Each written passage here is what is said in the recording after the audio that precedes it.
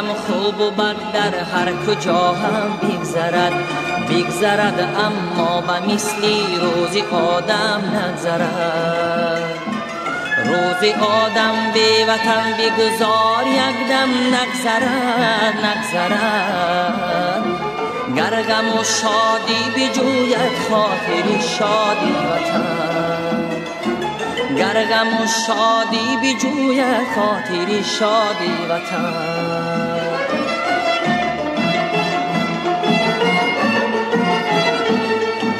گرچه میراث است مرگی والدینی مهربان،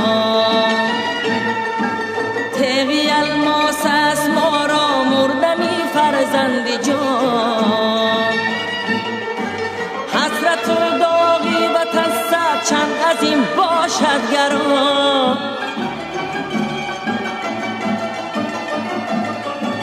حسرت و داغی وطن صد چند از این باشد گران. کس نبیند درد و داغی روزی ناشادی وطن.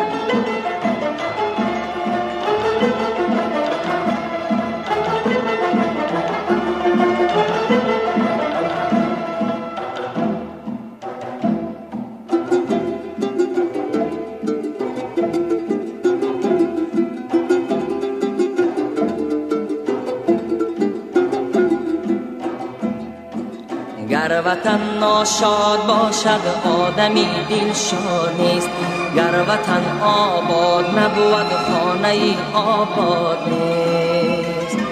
گر به دنیا ناتوان بیچاره به امداد نیست.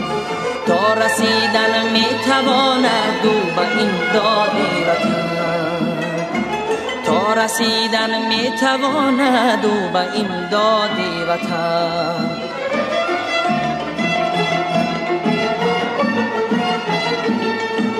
خاکی آدم را که شوریدن با خاکی وطن، تا ابد از او نمیگردد جدا خاکی وطن. پر شود روزش کشد سویش برا خاکی وطن،